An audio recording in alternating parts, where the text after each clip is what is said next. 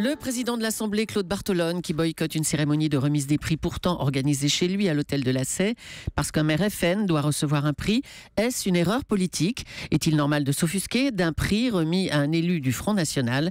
C'est la question qui fâche de 7h15 sur Europe 1. Et pour y répondre, je reçois Arlette Chabot. Bonjour, journaliste et présidente du jury des prix du Trombinoscope. Arlette Chabot, c'est le prix de l'élu local de l'année attribué à Steve Briouat, maire Front National d'Hénin-Beaumont, qui est à l'origine de l'absence de Claude Barthelone, mais aussi sans doute de celle de Ségolène Royal et d'Emmanuel Macron, qui devaient pourtant eux aussi recevoir un prix. Qu'est-ce qu'il a fait dans sa ville? Qu'est-ce qu'il a réalisé pour justifier ce prix, Steve Briouat?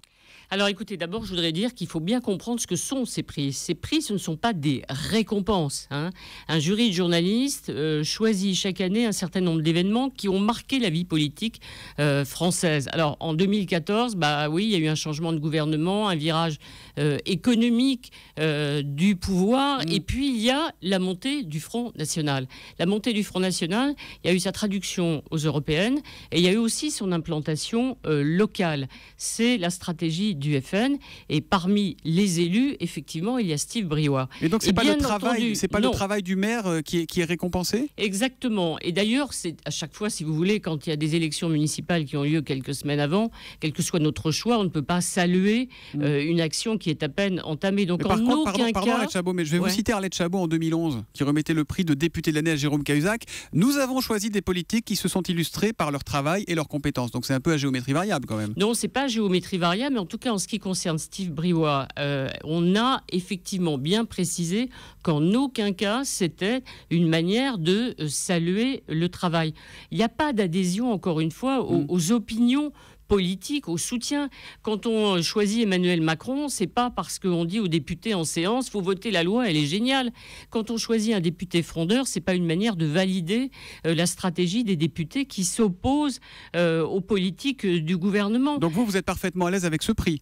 Écoutez, on a beaucoup réfléchi parce que on s'est bien imaginé que pour la première fois, choisissant quelqu'un qui appartient au FN, il y aurait sans doute effectivement peut-être des réactions. On ne les imaginait pas aussi violentes, ça je vous le concède très volontiers. En tout cas, Gilles Leclerc, le président de la chaîne parlementaire, lui n'était pas très à l'aise parce qu'il n'a même pas remis, de Public Sénat, pardon, il n'a même pas remis le prix. Lui, il a fait son discours et il s'est échappé de l'estrade. Non, écoutez, en tout cas, ce qu'il faut dire, c'est que ce palmarès est connu depuis quelques semaines. On a délibéré mi-décembre.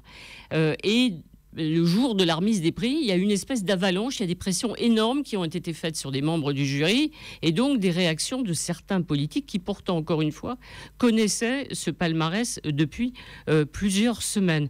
Nous, on a réfléchi, c'est la première fois effectivement, donc depuis 23 ans qu'existe ce prix, que l'un d'entre eux revient à un élu FN. Encore une fois, ce n'est pas une caution pour qui que ce soit, ce prix, donc voilà. Est-ce que vous pensez que Claude Barthelone a eu raison de boycotter la cérémonie? Est-ce que vous comprenez, vous expliquez la réaction du président de l'Assemblée nationale? Écoutez, c'est son choix. Il nous recevait chez lui. Encore une fois, il savait. Il y a aussi des députés du Front National qui siègent dans l'hémicycle. Je n'ai pas vu de parlementaires se lever et sortir quand Marion Maréchal Le Pen ou Gilbert Collard, par exemple, prennent la parole. Je crois qu'au fond, il faut poser la vraie question. Quelle est-elle alors? Il y a 2 points. D'abord, depuis 1984, on se pose des questions sur la manière, notamment pour les journalistes, de traiter le Front National.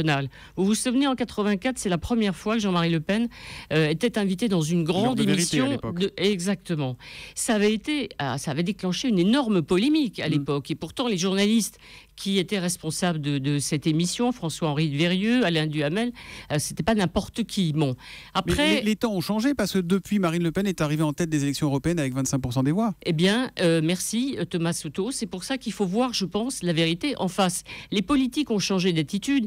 Ils ne voulaient pas parler, ils ne voulaient pas débattre avec des représentants du Front National. Il y a eu combien de débats pendant la campagne des européennes entre des représentants de la droite, de la gauche et des représentants du Front National et notamment Marine Le Pen. Les choses ont évolué. Aujourd'hui, le Front National existe. On peut le regretter, on peut le déplorer. Maintenant, la vraie question est de savoir si on considère que c'est un parti comme un autre ou pas. Il a le droit de se présenter toutes les élections. Il a le droit d'avoir des élus, cette année même pour la première fois au Sénat.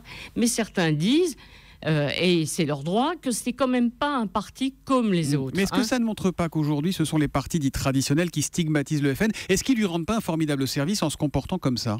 Écoutez, moi je constate que cette cérémonie, entre guillemets, de prix a été centrée, focalisée autour du FN, qu'on n'a pas parlé de l'homme politique de l'année qui s'appelle Manuel Valls, qu'on n'a pas parlé d'autres sujets, et encore une fois, eh bien, le débat s'est focalisé autour du Front National. Donc au fond, c'est un service, on peut dire, que ses adversaires rendent au FN. Je crois que si on veut, si certains veulent combattre le FN et le Front National de façon très efficace, il faut, comme on le dit, sans doute débattre, discuter, parler de ses propositions, mais le boycotter, l'ignorer, faire comme si aujourd'hui, eh bien, il progressait, il n'existait pas dans la visage politique français, c'est une erreur. Hors micro, hors caméra, que vous disent les élus de droite et de gauche? Ce sont des postures, à votre avis? Est-ce qu'ils ont fait pression sur vous pour changer le palmarès? Racontez-nous un tout petit peu. Non, le palmarès, encore une fois, il était effectivement connu depuis longtemps. Je constate que Gérard Larcher, le président du Sénat, qui faisait partie